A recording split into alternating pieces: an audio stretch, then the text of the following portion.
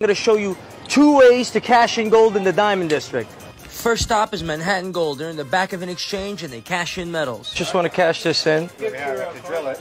Drill it. In order to determine the value of the gold, we have to drill a little sample that will go into a machine called a spectrometer, which will then spit out the purity for us. This particular sample was 97% pure gold. Do cash? You want to do check?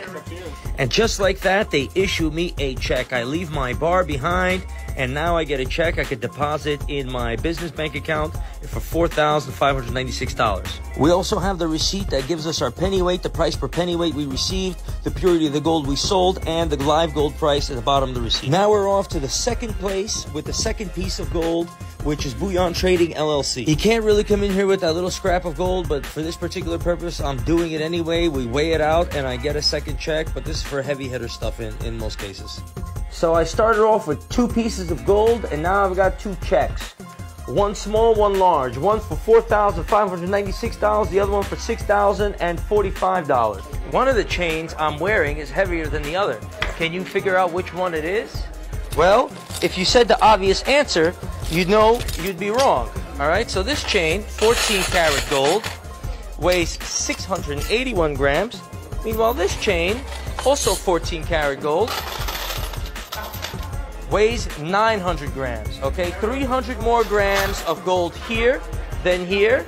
It's just a matter of design of the link, of course. This link has a little bit of puff to it, but it is a showstopper, and it's got a beautiful lock. All right, clicks right in. That's really what you want with your chains. So whether you want to do solid or more solid, it's up to you, right? It's a lighter link, so don't get confused with the word hollow chain. It's still 600 grams of gold.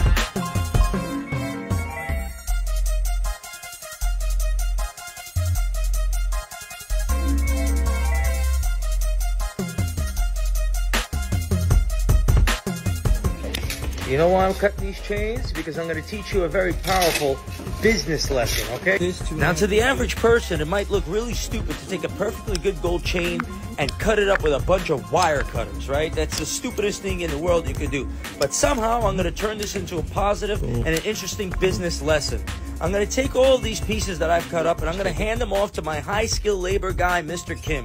He has the skills to be able to take these pieces, link them back together, and turn them into rings, and he's doing that before your very eyes. So between my marketing and his jewelry work and everything else I've got going on in my business, I'm able to create a brand new product that allows the consumer to be able to find a gold ring that's beautiful, handmade in New York City. Doesn't have to be a full Cuban chain. Load it up in my shop. I've got 5 products that are unique, and that's how I handle my stuff here at Trax NYC.